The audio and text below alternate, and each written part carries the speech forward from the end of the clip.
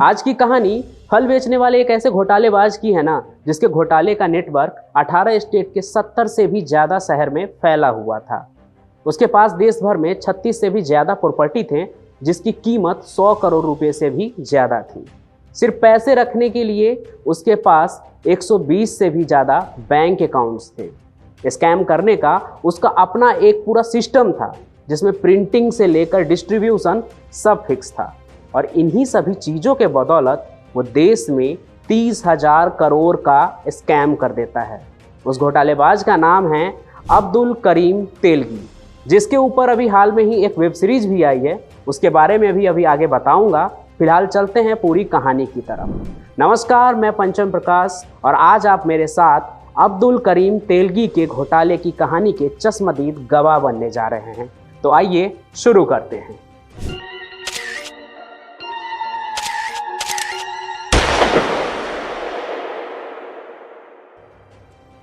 1962 में जब भारत और चाइना के बीच में युद्ध चल रहा था, उससे भी एक साल पहले अब्दुल करीम तेलगी का जन्म हो जाता है कर्नाटक के खानापुरा में। उसके पिता वहीं रेलवे स्टेशन पर क्लास 4 के रेलवे कर्मचारी थे, जिसकी मौत तभी हो गई जब अब्दुल करीम तेलगी बहुत छोटा था। उसके बाद उसके घर का पूरा हुक्का पानी उसके माँ के ऊपर ही आ जाता है। फिर भी जैसे तैसे अब्दुल करीम तेलगी बड़ा होता है और अपने ग्रेजुएशन की पढ़ाई वो कॉमर्स में पूरा करता है। लेकिन इतनी पढ़ाई करने के बावजूद भी वो खानापुर के रेलवे स्टेशन पर फल बेचने का काम किया करता था। जाहिर सी बात है कि उसे ऐसी ज़िंदगी नहीं चाहिए थी। उसे अपने ज़िंदगी में कुछ बड़ा करना था, पैसे वाला बनना था, और वो ये फल बेचकर मुमकिन तो था नहीं। इसलिए अब्दुल करीम तेलगी खानापुर जैसे छोटे शहर को अलविदा करता है और निकल पड़ता है सपनों के शहर मुंबई की ओर, जहाँ पर वो फ्लिक्स इंडिया करके एक कंपनी में सेल्समैन का काम करता है। लेकिन ना तो उस कंपनी को अब्दुल करीम तेलगी का काम जमता है और ना ही अब्दुल करीम तेलगी को वो कंपनी, और वो उस कंपनी से बाहर कर दिया जाता है। उसके बाद वो वहीं साउथ मुंबई में एक गेस्ट हाउस में मैनेजर का काम करता है। धंधा काफ़ी अच्छा चलता है, वो उसे आगे लेकर जाता है। लेकिन अब्दुल करीम तेलगी उससे खुश नहीं था। उसे ज़िंदगी में कुछ और बड़ा करना था और ज़्यादा पैसे कमाने थे। कम वक्त में ज़्यादा पैसा कमाने की चाहत में अब्दुल मुंबई से निकलकर सीधे गल्फ़ के देश सऊदी अरबिया में पहुंच जाता है। वहां पर भी वो एक सेल्समैन के तौर पर ही काम करता है, लेकिन वहां भी उसका मन कुछ खास लगता नहीं है। वहां भी वो नौकरी छोड़ देता है और वापस मुंबई लौट जाता है। लेकिन यहाँ वो खाली हाथ नहीं लौटता है, एक बिजनेस आइडिया लेकर लौटता है, जो वहाँ पर वो सऊदी अरबिया में उसके दिमाग में आया था। उसने देखा कि बहुत सारे लोग गल्फ़ के देशों में जा रहे हैं। उस समय एक ट्रेंड होता था कि पैसे कमाने हैं तो गल्फ़ के देशों में चले जाओ, वहाँ पे काम करो और ज़्यादा पैसे कमाओ। तो अब्दुल करीम तेलगी वैसे लोगों को टारगेट करने लगा जिनकी चाह होती थी कि वो गल्फ़ के देशों में जाए, लेकिन वो जा नहीं पा रहे हैं, यानी कि उनके डॉक्यूमेंट्स पेपर्स में कुछ दिक्कत हो। तो वो अपना एक ट्रैवल एजेंसी खोल लेता है मुंबई में आकर, और वैसे लोगों की मदद करने लगता है जिनके डॉक्यूमेंट्स में कुछ दिक्कत हो, उनका मामला इमिग्रेशन में जाकर अटक जाता हो। एक तरह से वो इलीगली लोगों को गल्फ़ के देशों में भेजने का काम करने लगा, पेपर में हेर फेर करके। लेकिन ये सब चीज़ करके उसका धंधा पानी बहुत अच्छा चलने लगा, पहले से भी काफ़ी अच्छा। वो पैसे कमाने लगा, 2 का 4 करने लगा। लेकिन ये सभी चीज़ ज़्यादा दिन तक छुपता नहीं है। इमिग्रेशन ऑफिसर के नज़र में आ जाता है और अब्दुल करीम तेलगी को अरेस्ट कर लिया जाता है इमिग्रेशन के बहुत सारे चार्जेस के साथ और चीट करने के मामले में, और वो जेल के अंदर पहुंच जाता है। यूँ तो लोग जेल इसलिए जाते हैं ताकि उन्होंने जो गलती किया हो उसका उन्हें सीख मिले और दोबारा वो ऐसी गलती ना करें।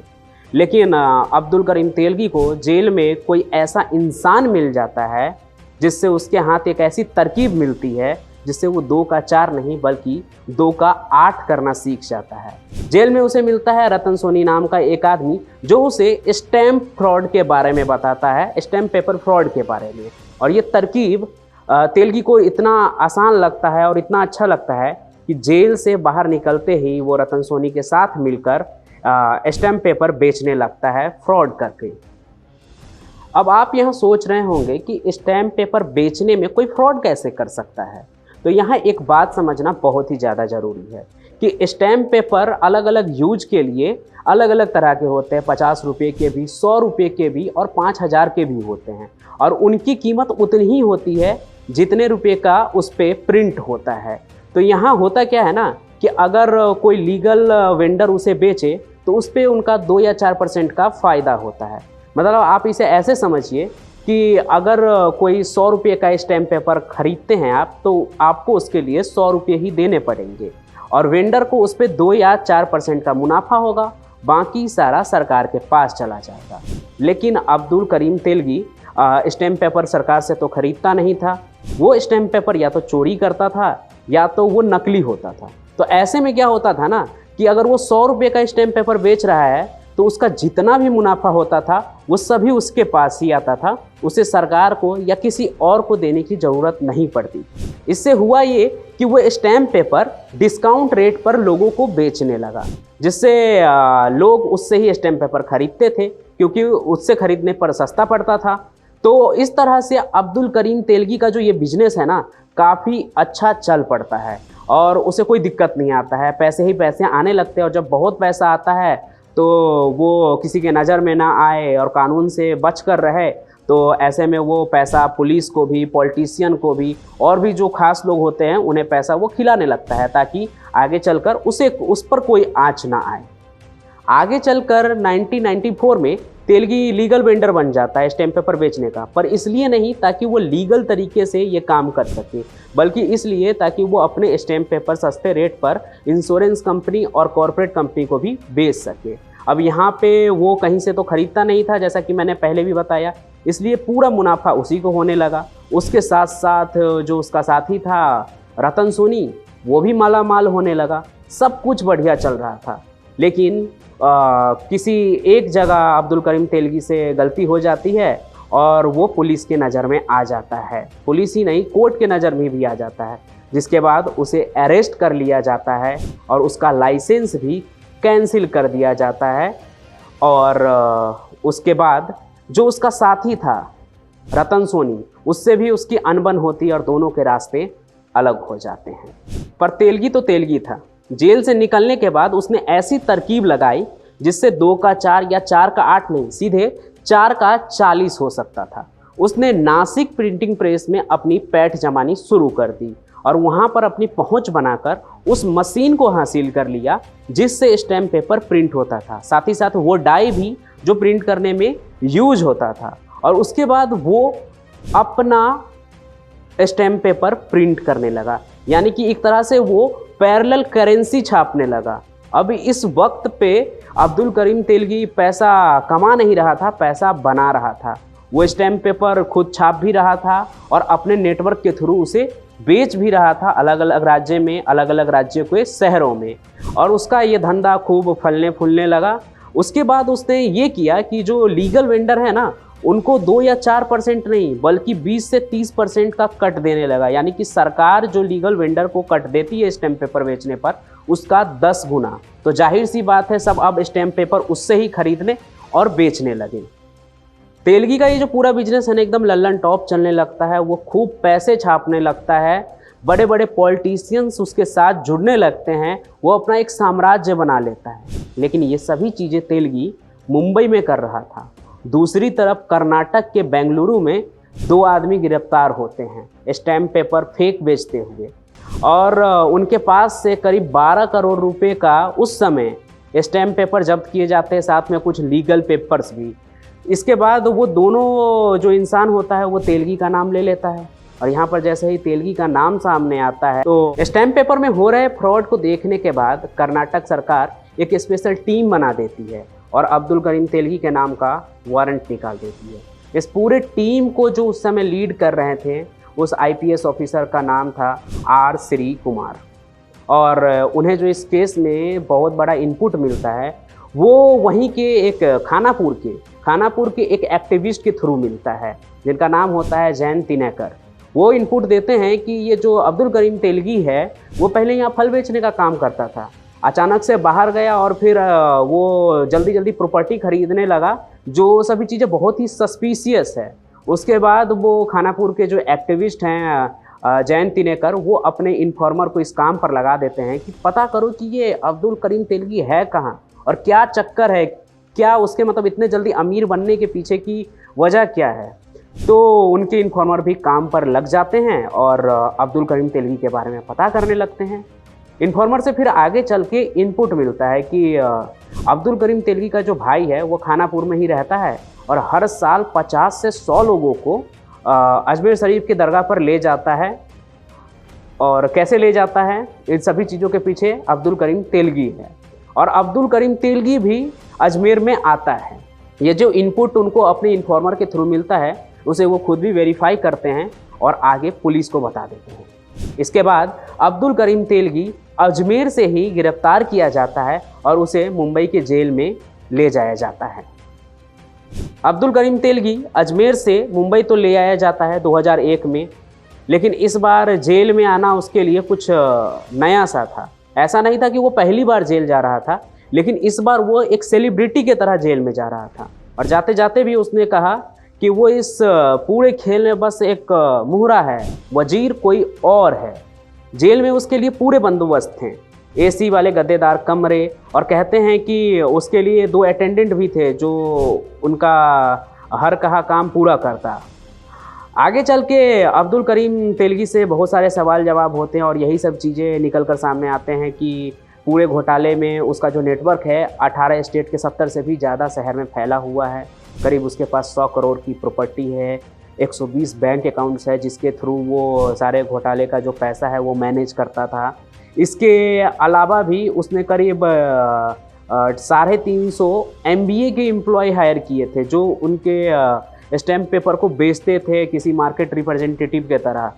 और इन सभी चीज़ों के अलावा उसके पास पूरा एक सेटअप था, उसने पूरा प्रिंटिंग प्रेस बिठा रखा था जहां वो इस पूरे स्कैम को अंजाम देता था। उसके साथ कई बड़े लोगों के भी शामिल होने का वो दावा करता था।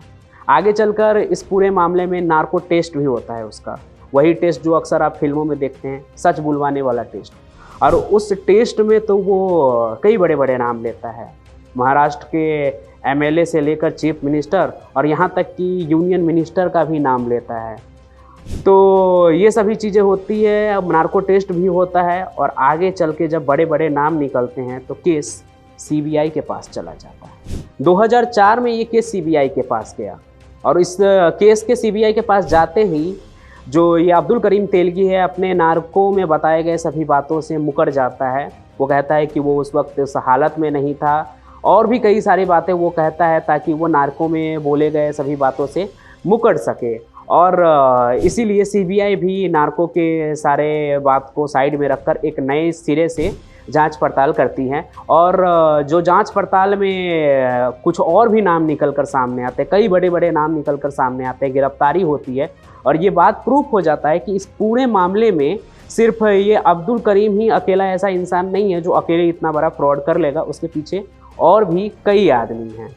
इसके बाद तो अब्दुल करीम तेलगी ये भी कहने लगा कि उसके ऊपर कोई बड़े बड़े लोग लगे हुए, उसके जान के दुश्मन बन रहे हैं, उसकी जान लेना चाहते हैं कि कहीं वो उनका नाम ना ले ले।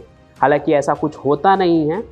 2006 में आगे चलकर 2 साल बाद अब्दुल करीम तेलगी पूरे स्कैम को कन्फेस कर लेता है कि उसने ही किया है और भी कुछ लोगों के नाम सामने आते हैं।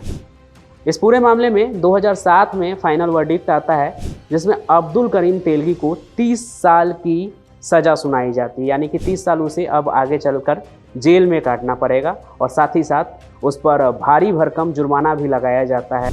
आगे चलकर उसे बेंगलोर जेल में शिफ्ट कर दिया जाता है और लगभग 10 साल बाद ही उसकी मौत हो जाती है बेंगलोर के विक्टोरिया हॉस्पिटल में मल्टी ऑर्गन फेलियर की वजह से। तेलगी जिसे पैसा कमाना नहीं था, बनाना था, उसका अंत कुछ ऐसा हुआ, जेल के 4 दीवारी और अंत में हॉस्पिटल में उसने दम तोड़ दिया।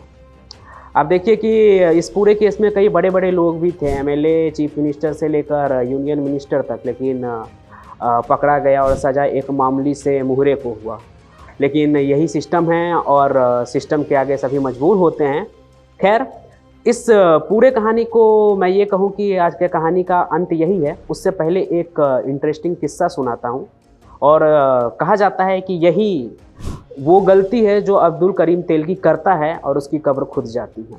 ये किस्सा आपको जो सीरीज आ रही है स्कैम 2003। हाँ नहीं मैडम, है अब्दुल करीम तेलगी, उसमें भी आपको देखने को मिलेगा काफ़ी मसालेदार ढंग से।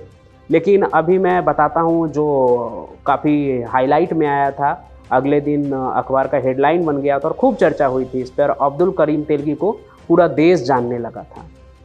अब्दुल करीम तेलगी जब स्टैम्प पेपर के इस फ्रॉड में घुसा था नया नया, तो उसे बाहर जाने की आदत लगी थी। और मुंबई में कई बार है जहाँ पे जो वहाँ पर लड़कियाँ नाचती हैं, डांस करती है और लोगों को लुभाती है, लोग उस पर पैसे लुटाते हैं। ऐसे अब्दुल करीम को भी आदत लगी हुई थी बाहर जाने की। उस बार का नाम शायद पुखराज था जहाँ वो जाता था। वहाँ पर कई सारी बलाएँ थी जो अपने लटके झटके दिखाती थी। और अब्दुल करीम को वैसी बलाएँ बहुत पसंद आती थी जो कहीं ना कहीं बॉलीवुड की एक्ट्रेस से उनका चेहरा मेल खाता हो। और एक लड़की उसको बहुत ही ज़्यादा पसंद आई थी, जो कहते हैं कि एक उस समय की बहुत ही मशहूर हीरोइन से उसकी शक्ल मिलती थी। तो अब्दुल करीम उस पर पैसे लुटाता था। एक दिन ऐसा हुआ कि कोई दूसरा भी उस पर पैसे लुटाने लगा। और इस बात से, बस इस छोटे से बात से अब्दुल करीम तेलगी को इतना गुस्सा आया कि वो पैसे लुटाया नहीं, पैसों की उसने बारिश कर दी। और उस एक रात में उसने एक बार डांसर के ऊपर इतने पैसे लुटाए कि वहाँ आसपास मौजूद सभी लोग देखते रह गए। एक रात में कहते हैं उसने 90 लाख रुपये एक बार डांसर के ऊपर उड़ा दिए। और जब ऐसा हुआ तो पूरे शहर में चर्चा हो गया कि भाई अब्दुल करीम तेलगी कोई है जो इतनी बड़ी हैसियत रखता है। इसके बाद अब्दुल करीम तेलगी जो छुप छुपा कर अपना फ्रॉड करता था, वो दुनिया के नज़र में आ गया। और यही से कहते हैं कि उसकी कब्र खुद गई और वो धीरे धीरे जुर्म के दुनिया में सबके नज़र में आने लगा। और उसका एक जो होता है अंत, वो आपने भी देखा कि कैसा अंत हुआ। और बड़े बड़े स्कैम की कहानी हुई और उन सब में कहीं ना कहीं जो स्कैम करने वाले हैं उनका अंत ऐसा ही होता है। आप अभी मौजूद जेल में सुकेश को देख सकते हैं, या फिर हर्षद मेहता की भी कहानी सबने देखी। तो अंत जो है गलत कामों का भला तो नहीं ही होता है। तो ऐसी चीज़ों से हमें सीख लेना चाहिए। हम अपने चैनल पर ऐसे ही क्राइम और क्रिमिनल से जुड़ी कहानियाँ लेकर आते रहेंगे, ताकि आप अपने आसपास हो रहे घटनाओं के बारे में जानें, जिससे बचना जरूरी है। मिलेंगे नए सफ़र में नई कहानी के साथ। तब तक के लिए आप रहिए स्वस्थ, सुरक्षित, सतर्क और रहिए सावधान। हम फिर मिलेंगे, तब तक के लिए धन्यवाद।